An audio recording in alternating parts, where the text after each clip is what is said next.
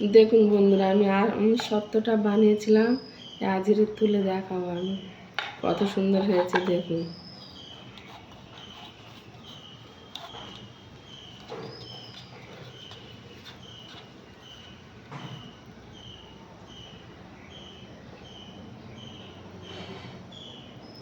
এই দেখুন বন্ধুরা, কত সুন্দর হয়েছে।